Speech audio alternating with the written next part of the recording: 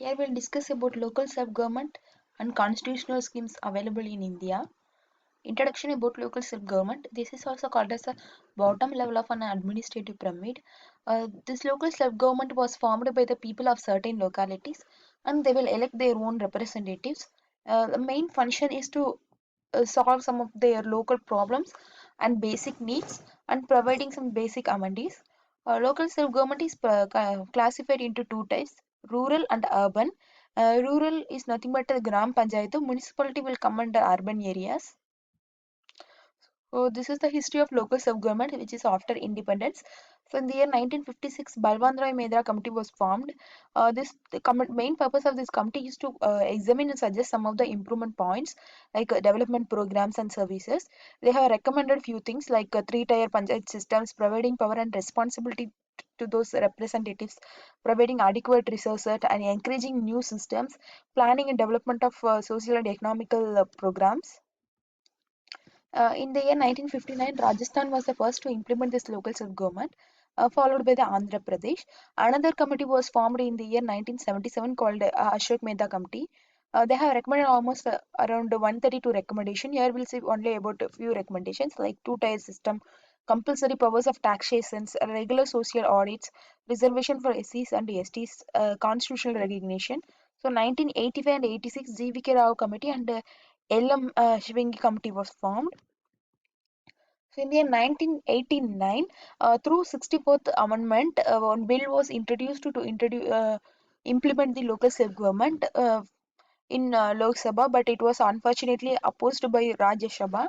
So in the year 1992, amendments 73 and 74 were implemented. Uh, main function is main system of these amendments are Panchayat Raj Sabha. So 73 third amendment will tell about the rural areas, 74 for urban areas. So significance of 73rd Amendment Act. Part 9 is added in the Constitution and articles from 243 to 243O is added. And the new schedule are added. This is 11th schedule. This is justiciable part. So some of the salient features in 73rd amendments are like Gram Sabha in each villages, three-tier system, direct election of members for in all three levels, indirect for chairpersons, a reservation of seats based on the population, one-third of the reservation for women, 5-year term. In case of any dissolution, they have to do re-election within 6 months. And the State Finance Commission to review their financial position of Panchayatu, making panchayats and autonomous bodies by providing them the financial powers and power to plan and implement. So in 11th schedule, there are 29 duties like agriculture extension, land improvements, animal husbandries, social forestries, small scale industries, and taking care of village cottage industries, rural housings, taking care of drinking waters, fuels, road, bridges, um, education for educations including primary and secondary, taking care of libraries, conducting some of the cultural activities and all those things, market fairs, family welfare and health sanitation, women and child development program by providing maintaining some of the community assets, welfare for weaker sections. All those things are main duties of gram panchayatu, which is there in 11th schedule. So some of the schemes were introduced for rural area developments like Pradhan Mantri Gram Sabha in the year 2000, National Rural Health Mission the year 2005, Prime Minister Rural Development Scheme, um, Mahatma Gandhi National Rural Development Scheme, National Social Assistance Programs, Pradhan Mantri Awas Yojanas, Swachh Bharat Mission, National Rural Livelihood. All those schemes were introduced in order to improve the rural areas. So here we'll see about rural self-government bodies, those three tier systems. If you take the pyramid, they have three levels: bottom level, middle level, and top level. Bottom level is nothing but village levels. Gram Panchayat will come under bottom level. Middle level is nothing but taluk level. So Panchayat will come under middle level. District or top level is jillas. So Gram Panchayatu. Here the member are elected by the Gram Sabha, who are nothing but adult member of that a particular area. So main members or composition of Gram Panchayat are president, vice president, and 5 to 31 members of Gram Sabha. Here head is president. So their year is 5 years. Qualification to become a member or president or vice president is 21 plus years. They should have registered voter ID, and they should not any cases. There should not be any case filed under them. Then reservations are for AC and STs, and one third of the seat for women. Some in some states it's 50 percentages. Uh, Source of income is land and house taxes, license fees. So Panchayat Samasti, this is also called as an intermediate body. They will coordinate all the activities of village Panchayat. Here the chief administrative officer is called as block development officer.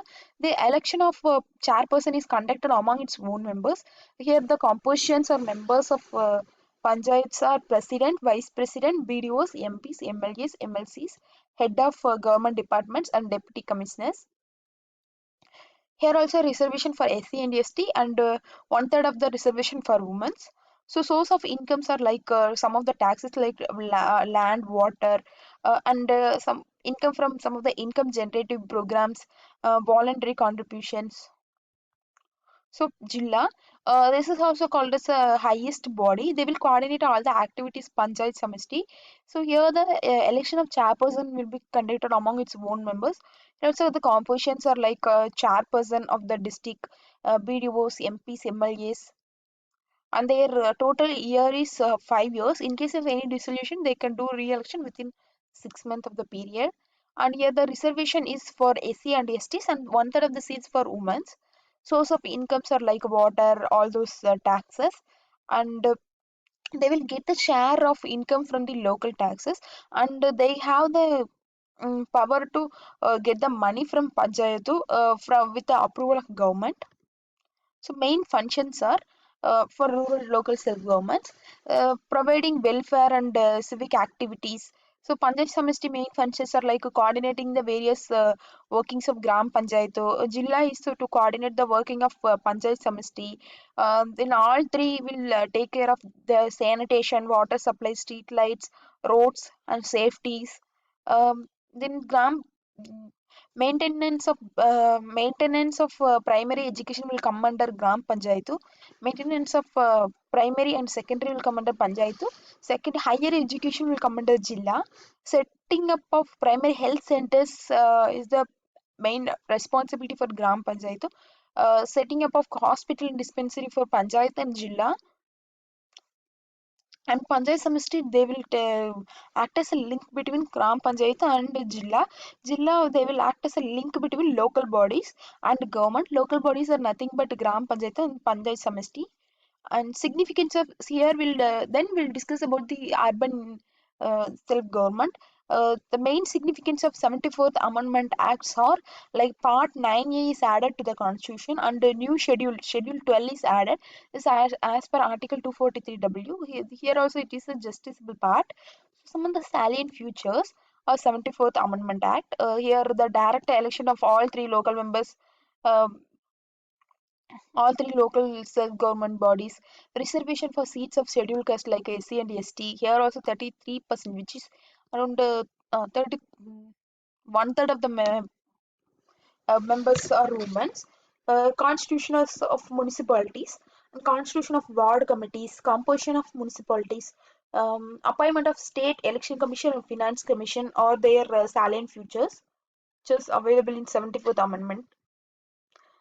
So there are 18 duties is available in 12th schedules. There were like planning and development of urban areas, regulation of lands and buildings, planning for economical and social development programs, taking care of roads and bridges, then providing water supply for domestic, industrial, and commercial purposes, taking care of public health sanitations, urban forestry productions, safeguarding the interest of weaker sections, promotion of cultural and educations, providing urban amenities like amenities and facilities like parks, gardens, playgrounds, providing amenities including street lights. Those are public amenities like street light, parking lots, bus stops, all those things, and the regulation of slaughter. These are all main duties added in 12th schedule. So there are few schemes are introduced in for rural area development in India. Those are like city mission in the they have introduced in 2015, housing for all by 2022, Jawaharlal Nehru National Urban Revenue Mission in the year 2005, National Urban Livelihood in the year 2013, National Heritage City Development in the year 2015, Swachh Bharat in the year 2014, National Urban Transportation Policy in the year 2006. Here we'll discuss about all three tier systems of urban areas like Nagar Panchayat, municipal and municipal corporation. Bottom level is will called as Nagar Panchayat, middle level is municipal council, and top level is municipal corporation. So based on the population, the areas which are all in the transition of to urban is called as Nahar Panchayat. Here the population is around 20,000 to 40,000. Towns are called as municipal council. Will take care of the towns. So 40,000 to 3 lakhs. So big cities will come under municipal corporations. Here the population is around 3 lakhs and above.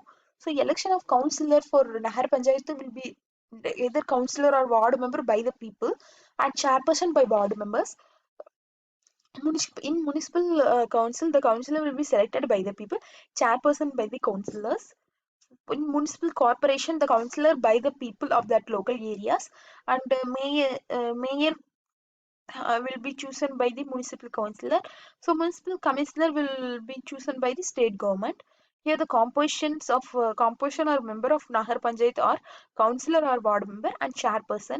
Municipal council is councillor, chairperson, CEOs, and municipal corporations are mayor, general councillor, municipal commissioner, standing committees. Um, Term is 5 years for all three systems. In case of any dissolution, they have to conduct a re-election within 6 months. And the main source of income for Nahar Panchayat is from state government grants, building, vehicle, and house taxes. Municipal councils are like taxes from property, vehicles, advertisement, professionals, waters, all those things. And they will get the loans also.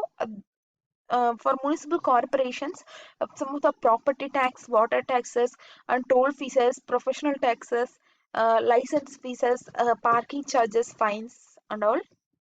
So main functions are like for all three systems or Nahar Panchayat, municipal council and municipal corporation.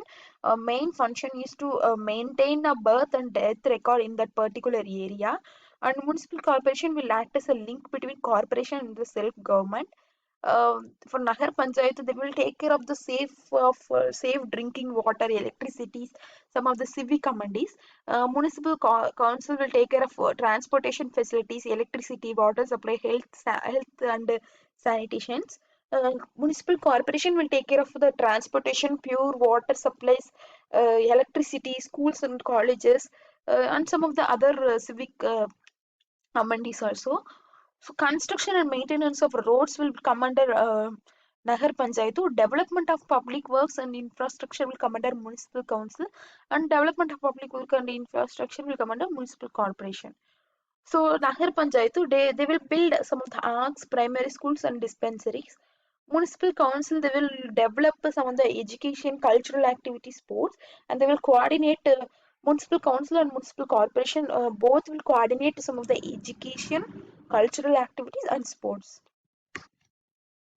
Thank you.